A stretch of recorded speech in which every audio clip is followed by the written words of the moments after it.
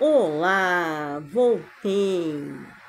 Eu e os meus dentes e os meus mini acessórios.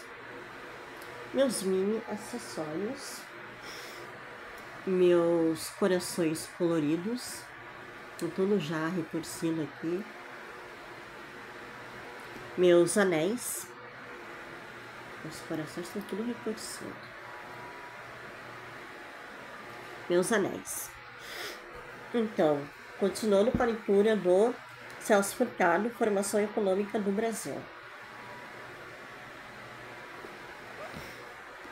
Lembrando que eu estou lendo a parte 4, Economia de Transição para o Trabalho Assalariado, século XIX. Capítulo 19, Declínio a longo prazo do nível de renda, primeira metade do século XIX. O capítulo 19, ele tem 4 parágrafos. Então, hoje eu vou ler o primeiro parágrafo.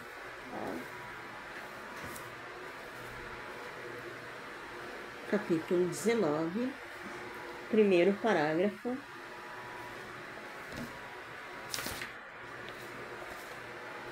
Primeiro parágrafo vai até aqui. Aqui embaixo tem o rodapé, tá? Começa em inglês e depois em português. Aí tem lá atrás o apêndice. Aí tá a tradução aqui em laranja, tá? Aonde tá em inglês. Então vamos lá. Capítulo 19. Declínio a longo prazo do nível de renda. Primeira metade do século XIX.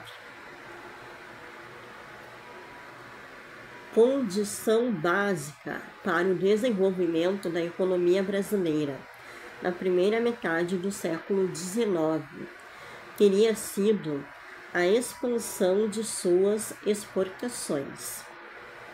A condição básica da primeira metade do século XIX da economia brasileira teria sido a expansão de suas exportações, ou seja, de suas vendas.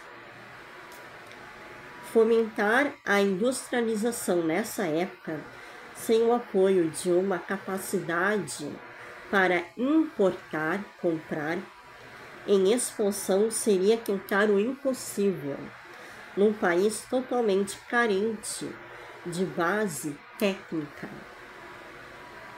As iniciativas de indústria siderúrgica da época de Dom João VI fracassaram não exatamente por falta de proteção, mas simplesmente porque nenhuma indústria cria mercado para si mesma. E o mercado para produtos siderúrgicos era praticamente inexistente. Lembra lá que eu falei há um bom tempo já? Que para ter uma indústria tem que ter a indústria primária, secundária e terciária, o início, meio e fim. Só um tipo de indústria não adianta, não resolve. Tem que ter a indústria primária, secundária e terciária. Uma indústria depende da outra. Tá?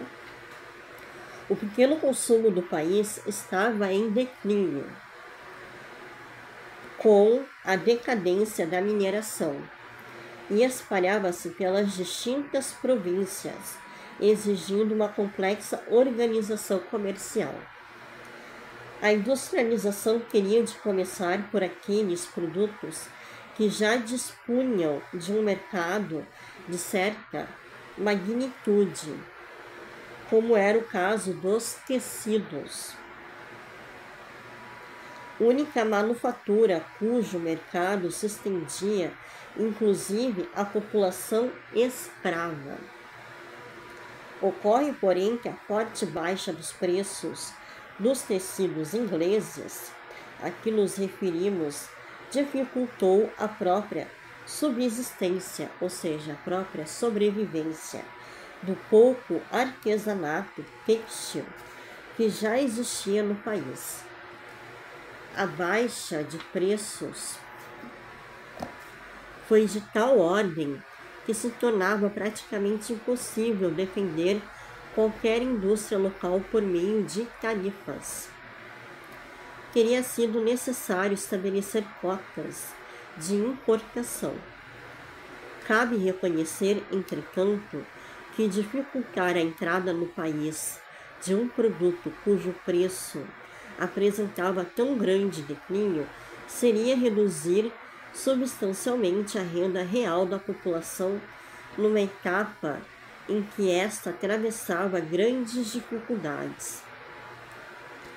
Por último, é necessário não esquecer que a instalação de uma indústria têxtil moderna encontraria sérias dificuldades, pois os ingleses impediam por todos os meios a seu alcance a exportação de máquinas.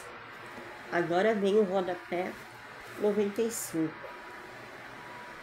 A parte aqui referente aos ingleses de dificultarem as vendas de máquinas, as vendas das máquinas para nós, para Portugal e para o Brasil.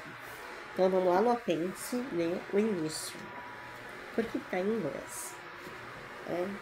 Então, apêndice em laranja. Nota 95, página 160.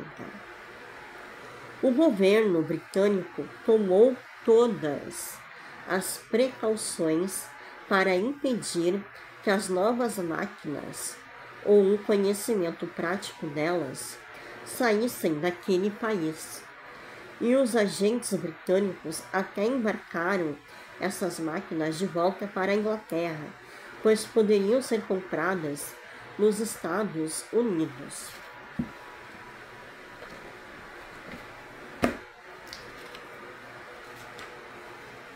Continuando a leitura.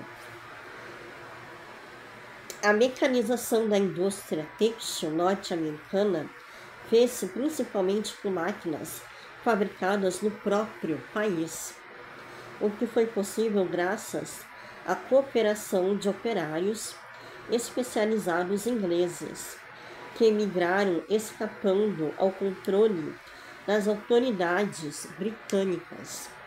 A possibilidade de alcançar grandes lucros numa economia cujo mercado se expandia rapidamente induzia a correr os riscos.